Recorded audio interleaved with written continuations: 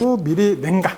그래서 프리쿨링인데, 프리쿨링은 가장 많이 신경 써주는 것 중에 하나가 굵은 골재랑 잔 골재가 이렇게 있을 겁니다. 그죠? 그래서 굵은 골재랑 잔 골재가 있는데, 여기에 이런 식으로 스프링 쿨러를 설치를 해서 계속적으로 여름에 요거를 뱅글뱅글 돌아가면서 하면은 조금 쉽겠죠. 그죠? 그런 이야기입니다. 그리고 얘를 직사광선을 막기 위해서 해서 반사용 커버를 설치를 하면은 직사광선이 반사돼서 되겠죠. 그죠? 아니면은 여기다가 이런 식으로 팬, 선풍기죠. 선풍기를 설치해서 바람으로 열을 좀 식혀주시면 되겠죠. 그죠?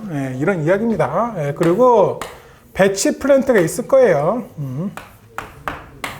그래서 이렇게 생겨먹은 배치 플랜트가 있는데, 이 배치, 바깥에다가, 그거 하죠. 그죠? 그래서 그 냉각용, 뭐 보온재, 뭐 이런 걸 써주면 될 것 같아요. 그래서 냉각용, 보온재 같은 거. 그래서 겨울에도 보온재가 필요하지만 여름에도 직사광선으로부터 그 뜨거움을 피할 수 있는 어떤 보온재가 있으면 매우 좋을 것 같아요. 그래서 이렇게 미리 식히는 거를 하면 된다라는 거고요.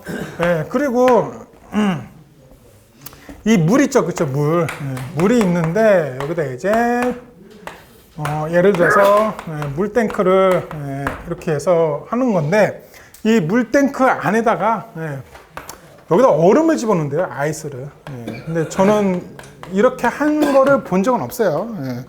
근데 여름에 저 돈이 얼만데, 요즘에 뭐 비싸다 그러는데 저도 얼음 띄울 일은 없잖아요, 사실. 근데 할 수는 있다는 거예요, 그죠? 얼음을 띄운다든지 아니면은 여기 이제 지하수가 있을 거 아니에요. 그래서 여기 지하 대수층이 있다면 예를 들어서 여기 이제 온도를 체크를 해 보니까 온도가 이렇게 되는 거예요. 그래서 여기는 플러스 뭐 35도, 여기는 플러스 6도씨, 뭐 이렇게 된다 라고 그러면은 이 물을 이렇게 쭉 뽑아서 요 물을 사용할 수가 있는 거죠. 그죠? 그래서 이렇게 급수를 하는 시스템을 갖추고, 만약에 있다면, 아니면 계곡물이 될 수도 있겠죠. 그죠? 그래서 있다면, 여기서 이렇게 해서 계곡 물을 사용한다든지, 그래서 이렇게 배합 재료 관리를 해서 미리 선냉시킨 이 재료들을 배합해 가지고 현장에다 보내면 아무래도 조금 덜 될 거다. 그래서 프리쿨링 시스템 방법을 이용한 양생이 있다라고 생각하시면 될 것 같습니다. 단열과 가열이 있네요. 그래서 단가입니다. 이 단가는 겨울철에다가 우리가 하는 거죠. 그래서 예를 들어서 이렇게 박스가 있다면, 박스가 있는데 한쪽은 단열하고 한쪽은 가열을 해주게 됩니다. 그래서 단열을 하는 방법은 이런 식으로 천막이나 부직포 같은 거 해주시면 되겠죠. 그죠? 천막을 하고 싶은데, 천막을 몇 티를 하고 싶어요? 예를 들어서 안 선생님?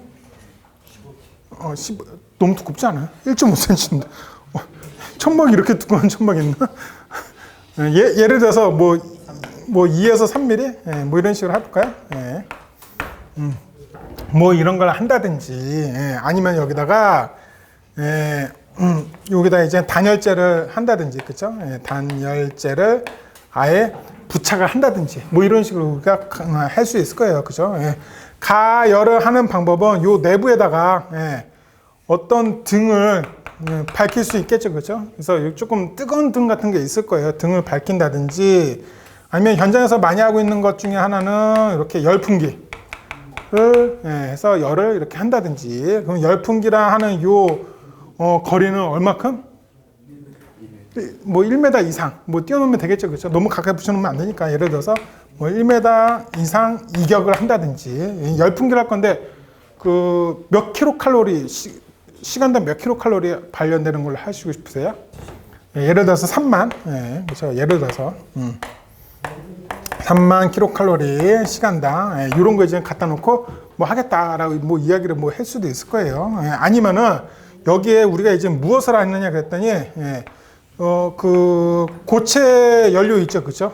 고체 연료가 이렇게 발화하는 거 있어요. 그래서 고체 연료를 이용해서 하는데 이 고체 연료가 사용 시간이 되게 중요해요. 예를 들어서 내가 저녁 7시에 퇴근하고 싶어. 근데 만약에 고체 연료가 4시간밖에 못 가는 거야. 그러면은 7시에 퇴근해서 11시에 다시 와야 되고 11시에 또 불 붙여놓고 또 새벽 3시에 또 와야 되고 그러면 안 되잖아. 그쵸?